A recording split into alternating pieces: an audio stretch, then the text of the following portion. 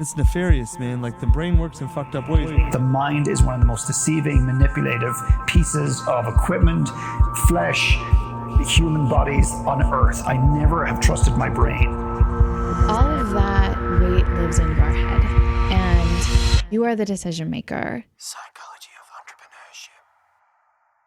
Entrepreneurship. Hi, it's Ronsley. If this is your first volume, welcome. This is a weekly series where I go inside the mind of an entrepreneur, artist, athlete, academic to decipher what is the psychology of our decisions.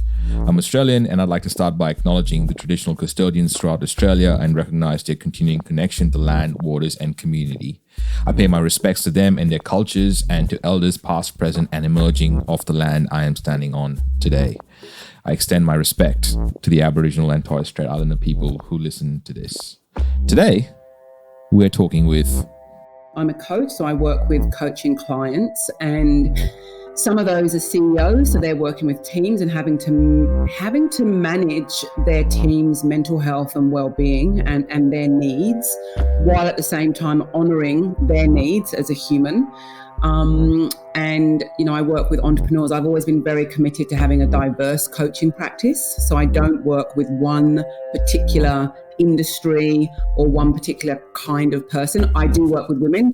Her name, Kemi Nekvapil.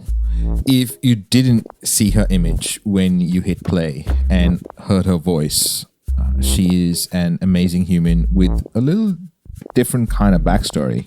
So for me, as a Black woman, I live in Australia. I was born in England. I was fostered with 5 different families by the time I was 13. The shame put on me was, from a very young age, was being Black. Like, that was the shame. Fans, throughout the month of February, we will be celebrating Black History Month during each Toronto Raptors home game. Tonight, we have a very special halftime to help us kick off this month's celebrations. Would you please welcome to the court the kids from Jay's Hip Hop Academy. Dora Milaje, the Adored Ones. Fictional characters in Marvel's Black Panther comics and film. But many say they were based on the real Dahomey Amazons, an all-female military regiment of the Kingdom of Dahomey in West Africa. So tonight, our Black History Month tribute is to the power, strength, beauty, and resilience of Black women of the African diaspora all around the world.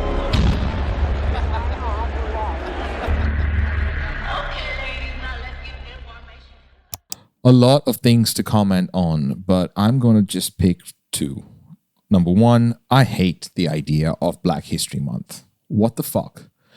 Which one is White History Month? Why do they just get 1 month? Anyway, number 2, more importantly, if you get a chance, you will love this performance, so go check out the show notes for a link to that. Also, Kemi reminds me of the Dora Milaje. Strong, fierce, and loyal. I wondered what people assumed about her, or what she thought people assumed about her. What do people assume about me? Gosh, I love that question, because I'm guessing. I assume that when people look at my exterior, so like I said, I'm a Black woman with a shaved head, I'm 5'9", I do weights, like I have a physical presence. I think they probably think I'm just some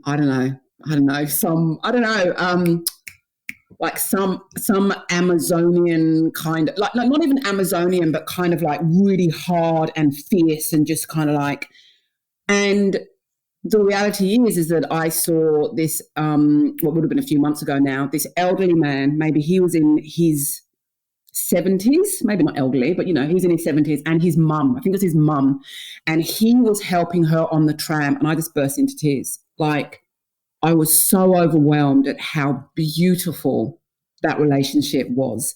I think people that know me, people within my community and my family, my friends, know that I cry probably 8 times a day.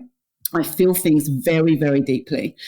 I think maybe that's one thing. I think another thing, on a lighter note, people don't assume that I am a passionate musical fan and a passionate country and Western music fan. People assume that I would like hip hop music. I can't stand, I generally do not like hip hop. Because the reality is not all Black people like hip hop. Assumptions, really fascinating. The Dora Milaje are specifically for women. Special forces, actually. That's probably the only thing that's clear, is that my coaching practice is for women.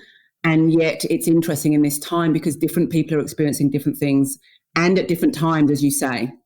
Some people are fine in the first stage of lockdown, and some people just crawled into bed and didn't get out for 6 weeks. And we need to honor that in ourselves. I think one of the gifts about personal development and entrepreneurship is we get to learn who we are and what we need. And, enlightenment on the ground, so not in the mountains, not in the Himalayas, enlightenment on the ground is being able to say, this is who I am and this is what I need. And then being able to give that to ourselves or ask that of others without any guilt or any shame. I feel like that's earthly enlightenment, because then it also allows us to create space for other people's needs without shaming or judging them. And the world does not need more shame and judgment right now. In the words of British writer Alan Watts, enlightenment or awakening is not the creation of a new state of affairs, but the recognition of what already is. So with Kemi being so diverse in her experience, we're going to have fun going down some fascinating rabbit holes, starting with entrepreneurship, artistry, and birthing something from you, like how I talk about mothers being the original entrepreneurs.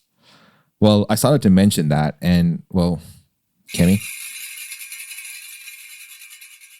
Anyone that has the and I mean vulnerability, not the courage, the vulnerability to birth something into the world and literally say to the world, this is what I have to offer. Do you want it? Like, it even moves me to say it, because that's what we do every time we create a product or a writing or a service. We're saying, this is what I have to offer, and do you want it? It doesn't get any more vulnerable than that. In terms of leadership, it's funny, actually, before COVID, well, not before, we're in COVID, I was actually going to be on stage with Tony Robbins, and the content that I was creating for that event was about self-leadership. That I definitely grew up to think that leaders only looked a certain way and they were not me. And therefore, so leadership wasn't something that I could have or aspire. Like, it wasn't even like I was looking at these white men in suits thinking, oh, I wish I could be one of them. Not at all. It's just like, oh, they're the ones that are leaders and I'm me and that's it. So for me now, the work I'm really interested in is if we are going to have an impactful and positive way of serving the planet, we need to do that as individuals. And how can we expect to lead others if we can't lead ourselves? Now, what I don't want people to confuse that with is that as a leader, you have to be perfect, because perfect does not exist. It's another way of being really unkind to ourselves. Perfect does not exist. What I mean by self-leadership is being able to own all of who we are and all of what we're not, to be able to own all of that in the people that we're leading, all of who they are and all of who they're not, to be responsible for the realities that we find ourselves in and the realities that we have created, and creating a space for the people around us to be responsible for their own realities. And within that, to then stand in a level of personal power that contributes in a meaningful way. And that can be in a corporate space, in a suit, and that can also be at the local youth club. And that can also be as an entrepreneur putting a really beautiful product into the world, because one of the things I love is beautiful, quality made things. Like, I love the makers. I love the handmade and the crafters and the artists. Like, it doesn't get more beautiful than that. And that there's no one particular way to lead, that we get to lead by being who we are. You know, we get to lead by being who we are, because, and that comes back to connection. When we connect with someone or something, we want to be a part of that tribe.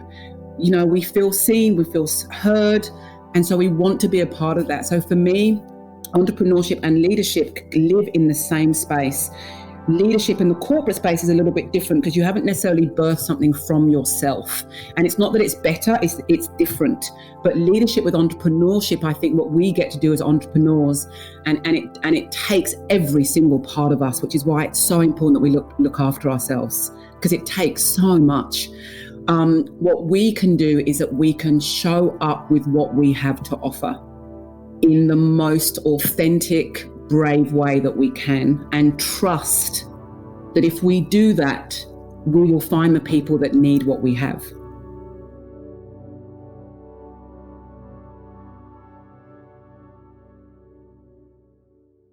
I am a lover of the artists, the ones who have faith in their art. Like this one. This is Ben Johnson, who spends 17 years on a piece of art, and the opening story he tells on the BBC about where he gets his inspiration and tranquility is, well, listen to this. I had a father who was a gambler. He had enormous energy. The energy wasn't always used well.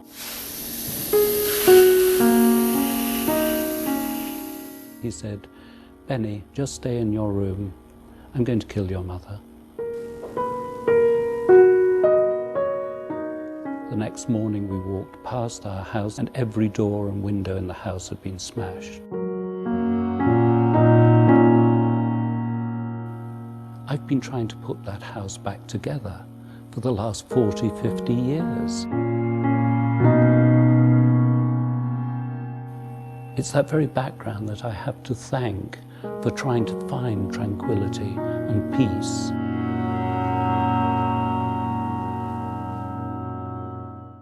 Check that link in the show notes for the full video. But one of the biggest gifts Kemi gave me when I met her almost 6 years ago is the power to say no.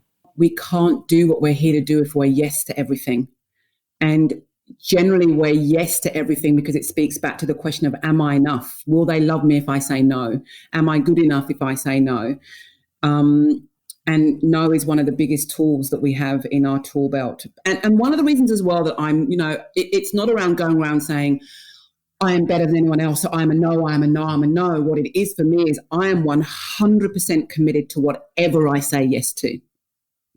So I need to know myself and my capacity enough to know if I say yes to everything, I cannot show up 100% to the thing that I've already said yes to, I'm committed to, or I cannot show up 100% for myself because it's going to mean that I can't do this and this and this that connects me to me.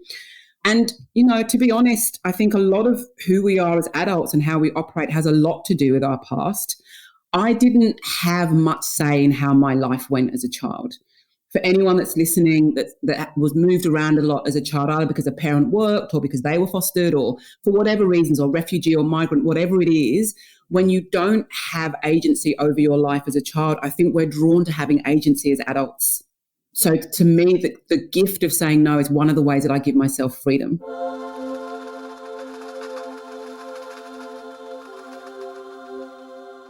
And she said no. I asked her to speak at We Are Podcast in November 2020, and she said no. I love her dearly.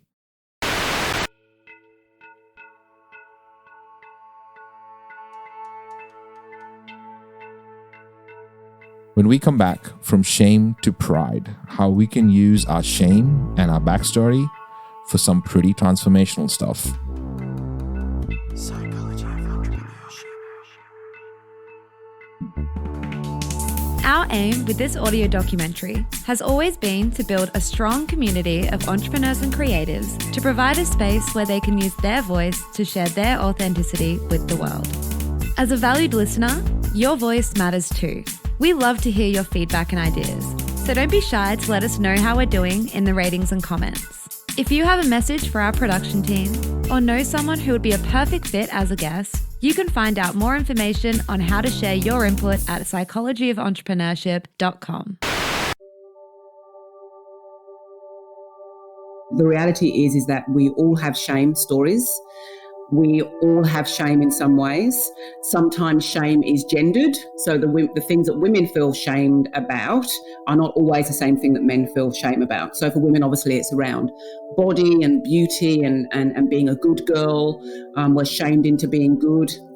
Whereas men can be shamed into not being able to provide, that they have to have a certain level of success, that they have to be physically strong, that they have to be disconnected and not show their emotions. And so, so a way that a boy is shamed is, boys don't cry.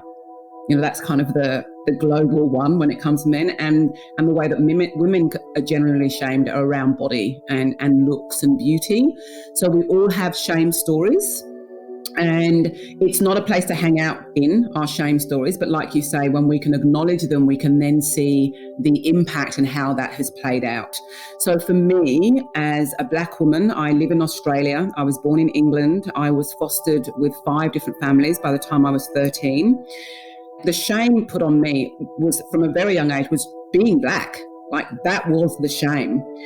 And so I spent many, many years having to learn that I am worthy to stand in any space that I want to be in. And that takes a lot of unpicking. It takes a lot of unpicking when your inherent race is considered something to be shameful about, and people remind you constantly that you should be ashamed of it. So it takes a lot of work to go, actually, I don't have shame around this. Actually, I have pride around this. But it takes work. It takes work. The world has been created definitely to serve a particular kind of person. And it's great that those walls are tumbling down, and it's great that more people are speaking and more people are standing up for what's important to them. And it's going to take all of us dismantling every single brick. It's ongoing work. Loving yourself is a journey. Learning to do it takes us down some places that we usually don't like to hang out in. But the quicker we get comfortable in those spaces, the quicker we can deal with the origin of where that hurt and pain began. Like Kemi talks about her younger self and appreciating where she's at now. Look, I actually have on my desk here, I have a picture of me. I don't have many pictures of me from when I was a child. I have a picture of me, and I think I'm about 4 or 5 years old, and I look at her often because there is no way that scared little girl could ever have imagined that she would live the life that she is living now. It never escapes me. I had moments in my life where it could have gone in a very, very different direction, and I don't take that for granted. And I wouldn't change any of it. The only reason I can hold space for my clients and for their pain as well as their joy is because I have been able to hold space of my own pain and learned how to hold space for my joy. The reason that I can be objective when listening to a client is because as a child, I would arrive in these families that I did not know at all and literally just go, here's your new mum and dad. And I had to sit back and work out the dynamic and what was going on and what was being said and what was not being said and where I was going to be able to fit in there. I learnt being a Black person in white spaces that I had to be able to make sure that people could see the human in me, because generally I was othered. So I had to learn how to connect with people really quickly, which is why when I'm on stage, that is something that I'm able to do. And it came from a place of survival, but now it's one of my biggest gifts. Like, it's one of my core values, is to be able to connect with people. So although, my childhood was what it was, and, there's trauma in that childhood and there's trauma in a lot of our childhoods, I've been able to unpick, learn from, examine that trauma. And I feel very blessed that I've been able to use it in a way that is now of service to other people. I think if we can take the things that were painful and turn them around for them to be of service to other humans, it doesn't get much better than that, I don't think. So all this boils down to one question. Am I enough? personal development isn't about disappearing these stories or these questions of am I enough? Personal development is the opportunity to acknowledge that we have them, be aware of what we do when we're feeling them, and then have the ability and the practice to change what we do. Because then if we can change the actions, slowly that becomes what we default to. So the thought may still come up, am I good enough? Am I worthy? Or can I do this? Do they like me? Am I accepted? That may come up, but then you can go, oh, there's that thought again. Oh, I'm feeling that feeling again. Oh, what do I normally do when this happens? I retreat, I contract, or some people move forward, they get louder, they get bigger. So you can start to go, that's what I do. And then you can say, and what do I want to do instead? And over time, the practice of changing the response is where our growth is. We progress as humans so much more than we give ourselves credit for. One of my jobs as a coach is to remind people where they're progressing. So in terms of how do we progress and how do we move forward, it's with self-compassion. And I really have to say this, and that we are not meant to do life alone, that we are not meant to know how to do all of the things. Some of us, there were just things we were not taught as children. Most of us were not taught about money and how to manage money. We had a lot of money stories projected onto us, but we weren't taught about the freedom that money can give us and how to manage money and all of those things. A lot of us weren't taught about how to have a long-term, meaningful relationship. We've had to learn that through failing relationships. A lot of us weren't taught how to see others that look different or are different from us as the same as us in some capacity. It's okay to ask for support to learn those things. Any story that you have either imposed on yourself or by society that you have to do life on your own and that is weak to ask for support of any kind, I think if we can let go of that story, that'll be one of the most powerful things that we can do, that we can invite other people in. It gives so much to us and it gives so much to others. Does asking for help make you feel anxious or maybe incompetent? Studies show that people underestimate others' willingness to help them out by as much as 50%. Besides being great for your mental and physical health, asking for help can also be beneficial in so many other ways. It can increase productivity, provide an opportunity to learn and develop, help to build stronger relationships and networking opportunities, and also help to create a growth mindset. It's also a great way to increase one's gratitude, which alone has so many positive health benefits. Part of my journey is that I practice yoga almost every day now, and it has been for the last year and a few months. Yin yoga is my flavor, and Kemi is a yoga master.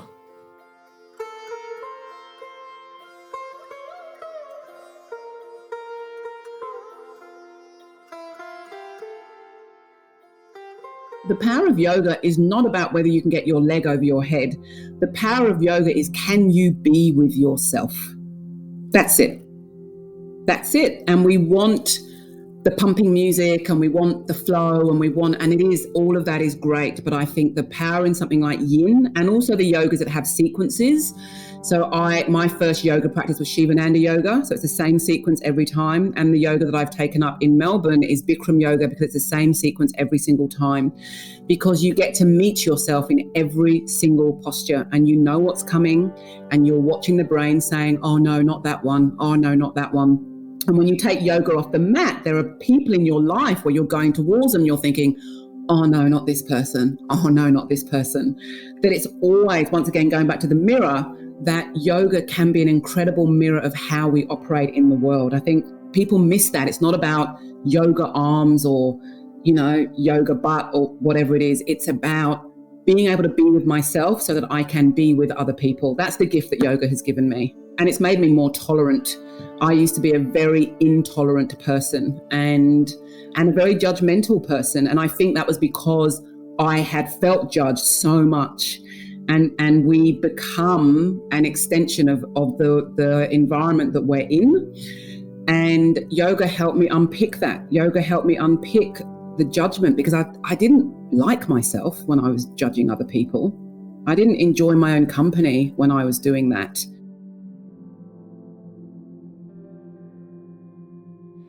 Environment dictates success. You look at the things you do regularly and the thoughts you have regularly and the people you hang out with on a regular basis. That'll explain all the specifics you need to improve, if improvement is part of your journey. But if improvement isn't, responsibility always is. The reason I think most of us don't want to look at responsibility is because it's incredibly confronting. So it's not about responsibility of I'm a parent and I have children and I need to be responsible for them. It's I am responsible for myself, which means that if my life is not going the way that I want it to go, I'm responsible for that. So things can have happened to us in our past. And let's be honest, most of us, things have happened to us in our past. And at some point, we have to be responsible to go, okay, that's what happened. And that informs who I am and why I do some of the things I do or don't do. And I am responsible for what I do with that in moving forwards. It is so much easier to blame other people. It is, in some ways, it's quite relieving. It's quite joyous. I remember I said to my husband, it was so much better when you were at fault for everything. When it was all your fault, my life was so much better. But then when you have an argument with someone that you love, instead of they, you start to go, okay, where am I responsible for what just happened? And that's confronting. Where am I responsible for that exchange that just happened? What was my part to play in that? Where am I responsible for the areas of my life where I'm not where I thought I needed to be? Is it because going back to, I think I have to do it all on my own and I am only one person, I can't do that? Is it because I am scared of failure? Well, where does that come from? What do I need to put in place to look at that? That responsibility, I personally think it's the biggest gift I have given myself. And when I work with my clients, that's the feedback that they get, is that the moment they became responsible was the moment they gained power. Over the last few months, we've been covering topics of race, misinformation, and privilege. When I say privilege, you might have had a negative connotation to that. But privilege can be good. Kemi? The answer I can give to that is that we only know what we know. We all live in our own paradigms. And if the experience of another person does not affect your paradigm, why do you need to know about it? Why do you need to know about it? So I can say this, so I'm speaking as a Black person minority in Australia, but I also know that when I'm moving about, I don't always think, why isn't there a ramp here? Or why isn't there a disabled toilet here? Or why isn't there braille on the letter box here so that the blind person can see? Because in some ways, I think that doesn't affect me. Of course it affects me because I'm a human. And I can't remember who did that beautiful quote of, my freedom is linked to your freedom. If you're not free, I'm not free. I think lots of people have said that in various ways. And I think, once again, going back this idea of guilt and shame is that for those of us that have privilege, I have privilege. I'm a Black person navigating white spaces, but I have privilege. And I use that privilege in good ways. I don't see that there's any time or space for guilt. Guilt doesn't move anything. I think the joy and the freedom that comes from, yes, I have privilege and I'm going to use my privilege for good, is so much more useful than, oh, I feel so guilty about the privilege that I have. I don't know what to do. It's overwhelming. And I think that certain people come into our lives where suddenly you realize, for me as a speaker and as a woman, and I identify as a proud feminist, I now have more people in my world now that are living either with mental illness that are speakers, and that's what they speak about. I have people in my world now that are not able-bodied and they speak about that. But until they came into my world, I wasn't really thinking on that level. I wasn't thinking about how they're challenged in their day-to-day lives and interactions. But now I'm more aware of it. And I think that this learning and unlearning that people are doing is going to stand us in really good stead, because I can't pretend to know what it's like to be you. I don't know what it's like to be male. I don't know what it's like to come from your heritage, but I can empathize with some of the situations that you would have had to have been in your life, because you're a human. And that's it. It's moving away from they over there, the others, to moving to we all experience shame, we all experience despair, we all experience pain and joy, and we strive and we have ambition and we experience love and we experience loneliness. And when we can all recognize that in each other, that is a humanity that I'm really excited to be a part of. I am too, Kemi. I am too. Before we leave, I was mentioning to Kemi how I didn't think I was a minority until the Black Lives Matter movement started, and I had some confronting feelings about, well, pretty much everything. I mean, there are so many brown people on the planet. Pretty sure I'm not a minority in terms of numbers. I wondered what she thought about that. So if I had grown up in Nigeria, which is my heritage country, I would not be a minority in Nigeria. But I was born in England. I lived in white families. I've now moved to Australia in Melbourne, which is majority of white people. So I'm always a minority. And what's good about that now is that those of us that have had to navigate spaces where people don't look like us, is that actually there are bigger spaces for us to be. And the great thing about being an entrepreneur and creating your own platform is that I know that every single time I stand on stage, I am allowing the people that look at me doing what I do, I'm allowing them to see what is possible for them if they want it. You know, not everyone wants to speak, but I can tell you, Ronsley, I have stood on stage, got off, and I'm signing books afterwards and talking to people. I've had Asian women coming up to me. Now, for the listeners, I'm Nigerian. I have a shaved head. I do not look like an Asian woman, but I've had Asian women come up to me and say, "It was so good to see you up there. I have never seen us doing what you do." And that's what's so exciting now. I think that the gatekeepers have been removed in terms of publishing, in terms of business, in terms of podcasting, in terms of voices, in terms of writing, that more and more of us are using our voices and our talents and our gifts. One, because we love what we do and it's a pleasure to be of service, but it also allows other people to see, oh, well, if she's doing that, I can do that. If he's doing that, then I can do that. And that's the freedom that we create for each other. That's what excites me, that we get to be mirrors of each other.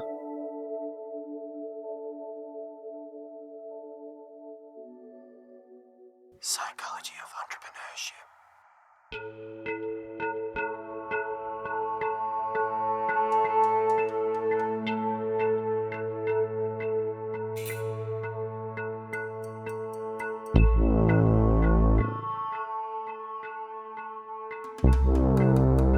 Psychology of entrepreneurship. Next week on the Psychology of Entrepreneurship, we'll be revisiting Volume 16 with superfood hunter Darren O'Lean. After losing his home in the California wildfires, Darren decided to shift his mindset to build something beautiful from what he had. He gets deep on the range of emotions he experienced during this time and how he pulled himself through it. This is a great volume for anyone going through a rough patch in life who might be looking for some guidance or maybe just someone to relate to.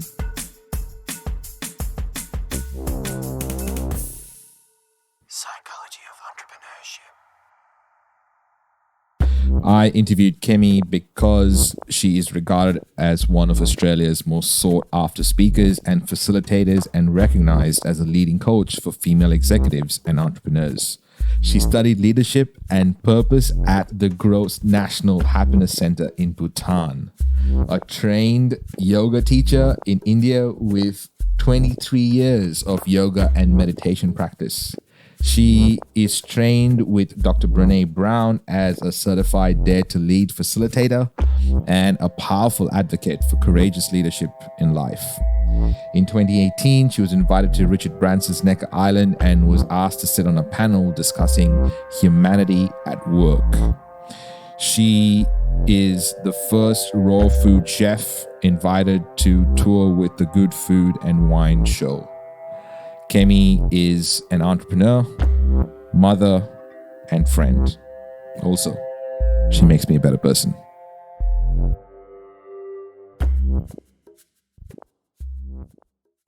Psychology of entrepreneurship. This is a Must Amplify production. Special thanks to every guest expert that has appeared on the show. Editing, voiceovers, and sound design by Kaylee Bunnyman and Tiago Vega. Guest research and content by Claire Gould and Corinne Castles. Project managed by Kaylee Bonnyman. Produced and hosted by me, Ronsley Vaz. For more episodes and where to listen, go to mustamplify.com/POE. Hey, it's Kaylee from Must Amplify. I'm the sound engineer for this volume of Psychology of Entrepreneurship. I'm part of the team that made this production come alive. I work as a part of a global team with our studios based in West End, Brisbane, Australia. If you would like a podcasting checklist, email me at kaylee@amplifyagency.media. That's KAILI@amplifyagency.media. We specialize in finding your voice and making sure it's heard by the right people. If you are considering whether a podcast is a good idea for your business, check out our other show on shouldistartapodcast.com. Are you still listening? Here's a little gift to you for sticking around. All right. Testing. A bit too low, is it? She has studied leadership and